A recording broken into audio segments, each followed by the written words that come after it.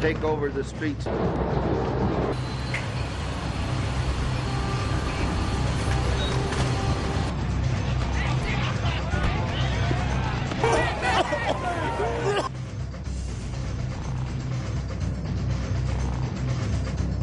aren't against protesters, they're against violence.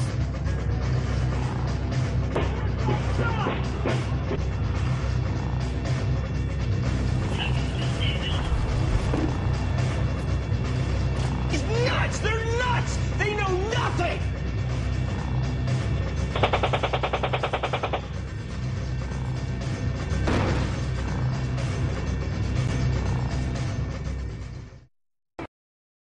Now we're heading out to Mears Park for the Poor People's Economic Human Rights March. It's going to be starting in a little bit here.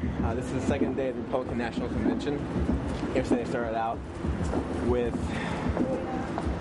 a massive amount of police abuse and brutality, and a permanent march that the police systematically cut people off from to minimize the impact of people's ability to express their constitutional right and voice their opinions.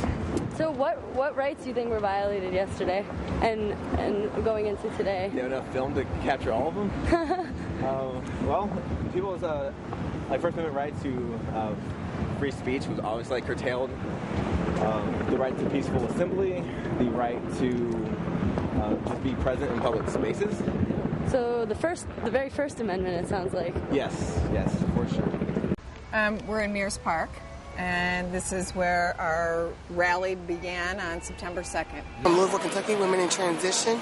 We're a member organization of PPERT, and we're here to march for our lives today, to march for economic human rights, to put the plight of the poor at the front of the platform for this presidential election.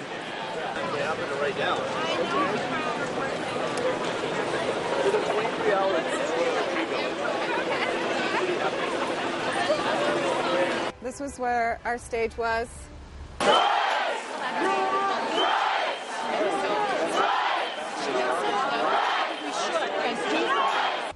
As soon as I got here, I was approached by our security team, and they said, Sherry, people from the Federal Justice Department are demanding to speak with you. And so I said, well, what did they say to you? And they said that they're concerned that there's going to be some racial conflict in our march. And so I immediately went over to them. They brought along a camera to make sure that I didn't talk to the Federal Justice Department by myself. And the same gentleman that tried to terrify me before the march, back in July, was there with two other colleagues.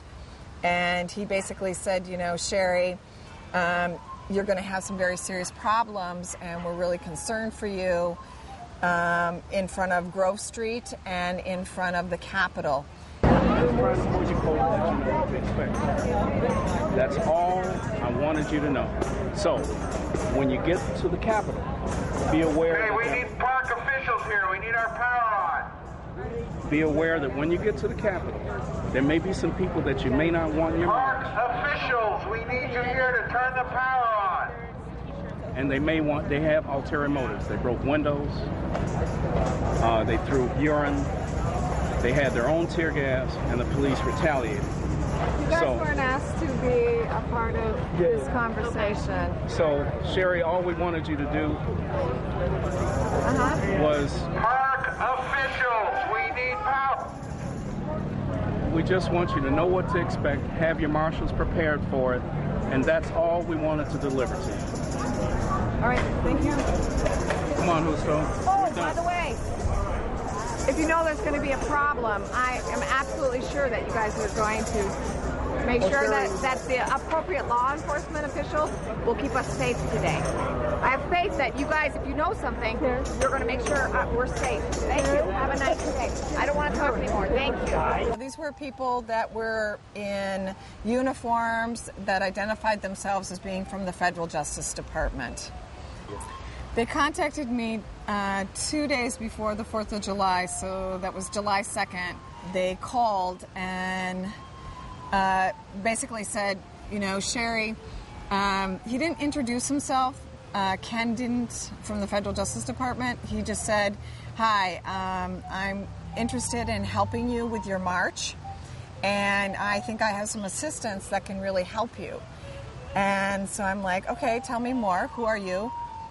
And he said that they had gotten some information and that they were afraid for my life and afraid for the life of other marchers. And I said, excuse me? I said, are you from the Federal Justice Department?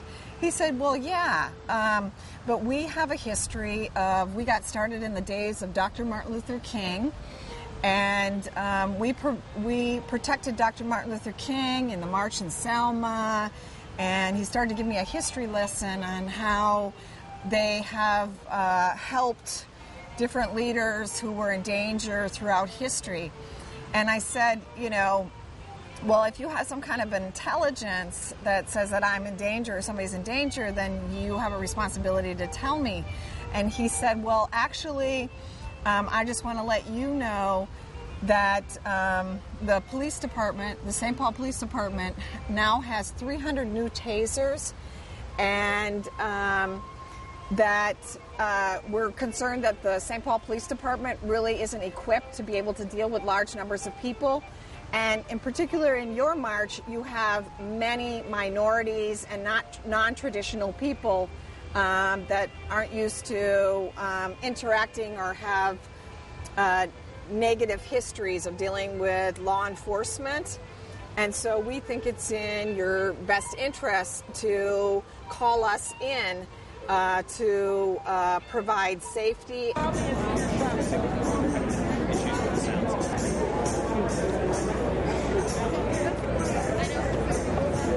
From Cleveland, Ohio. I am a For People's Economics and Human Rights Campaign worker, and I also belong to United Clevelanders Against Poverty in Cleveland, Ohio. And what we're here about is because the system stinks, and we're fighting to get our human rights back because the system has stripped us, okay? The rich are middle class, the middle class are poor, and the poor is just wiping out. Homelessness is pathetic. The truckers, we've got so many thousands of truckers that have lost their jobs, filed unemployment in the last 2 months because of the gas situation. It's just getting pathetic, and the system has to change. It can't get no worse. It's got to get better. What I got